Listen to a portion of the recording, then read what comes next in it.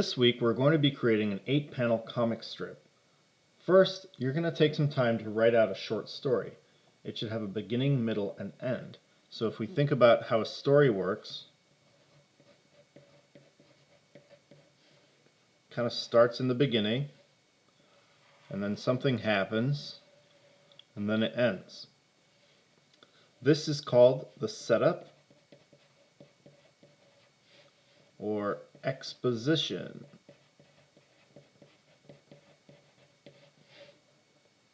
Then we have a conflict and a resolution.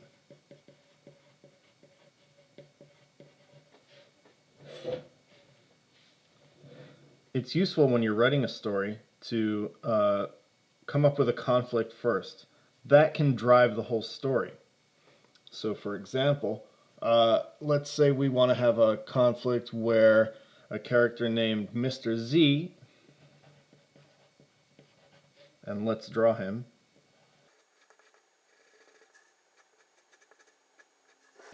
Mr. Z wants to go and go to the store.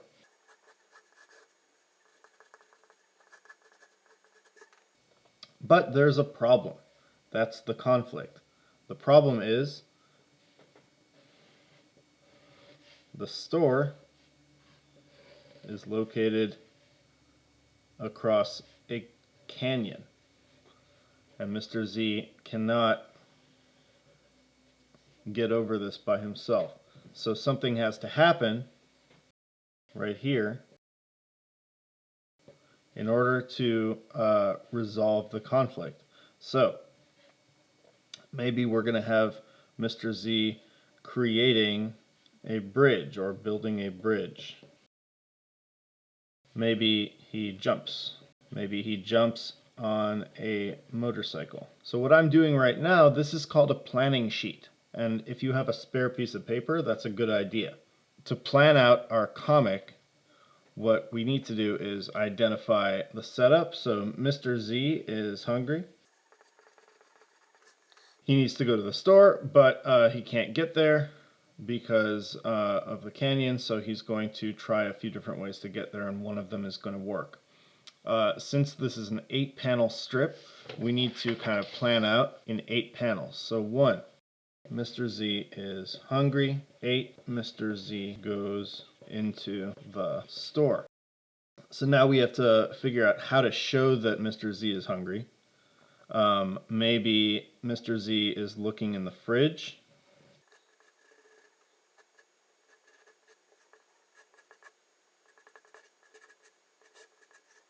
Nothing there. Maybe number 2 can show the empty fridge. Number 3, Mr. Z goes outside, sees canyon, tries to jump, misses, builds a bridge, walks across. The empty fridge, we've got something that looks like a little exclamation point. Uh-oh, nothing in the fridge. Going outside, so here's Mr. Z leaving his house. He's put on his little hat so he can go outside. Mr. Z is going to see a canyon. He's going to try and jump across. Actually, maybe that won't work in one frame, so we have to kind of nix this, and here he's going to build a bridge. So he's going to gather up materials. He's ditched his hat because he's working too hard now. Let's see, maybe he's got a wagon full of bricks. He builds a bridge, and then he's going to walk across, and then he's going to go into the store. So when we're ready to start creating our drawing, our comic,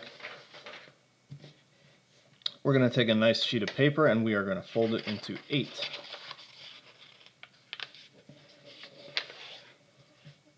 Once this way.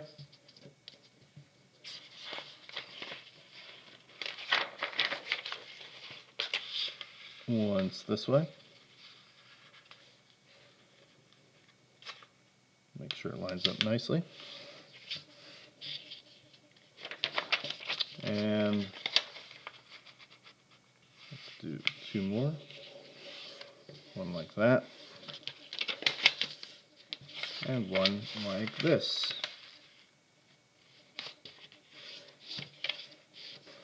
Now you might decide to do yours vertically. I'm going to do mine vertically because I think my panels lend themselves more to horizontal because he is going to be walking around.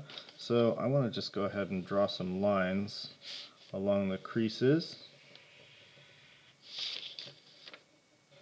This is going to help me distinguish between my frames. 1. Mr. Z is hungry. I kind of like the way I drew it here, so let's go ahead and have Mr. Z, the comic character, looking in his fridge. Whoops, that's a terrible leg. Legs do not bend like that. Let's do it again.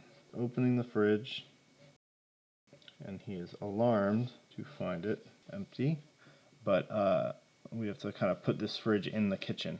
So otherwise, we are not really sure it's a fridge. And these are some of the decisions you're going to have to make while you're working. How do you show that a character is in a certain place? Well, what does the kitchen look like? We've got to have a counter with cabinets, right? We need a kitchen sink. We need cabinets up here. And maybe a counter here in front of the fridge. Maybe let's put a range here. If you have a range, you have to have a hood. I wish my kitchen was this big. Okay, that's starting to look like a kitchen. There's the empty kitchen. Now I'm going to go ahead and fill in some of the other things. We've got the empty fridge, that's number 2.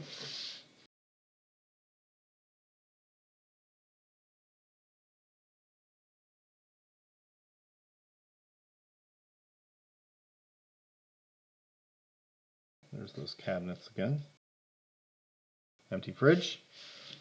Mr. Z goes outside of his little house with his little hat. I kind of liked him putting his hat on. Let's have him bringing his little tote bag.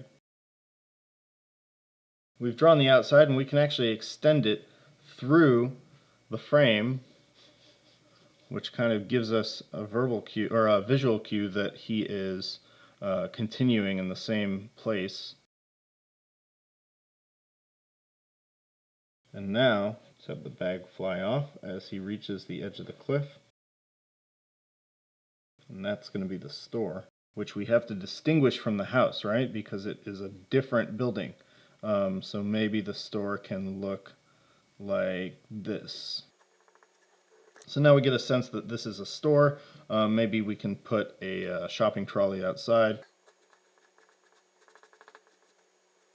That's a store, right? So we've gotten to frame 4. He sees the canyon.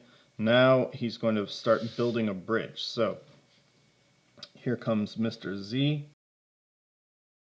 Just glasses and a beard. You don't really need to know anything else about me. And look how much you can express just with a stick figure. It doesn't have to be a Rembrandt. He is bringing blocks, and he starts building. Oh, I did it again.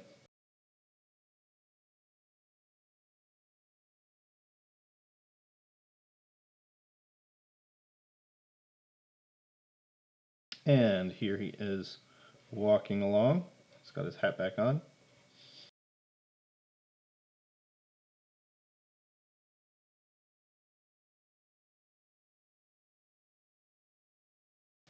Don't forget his shopping bag.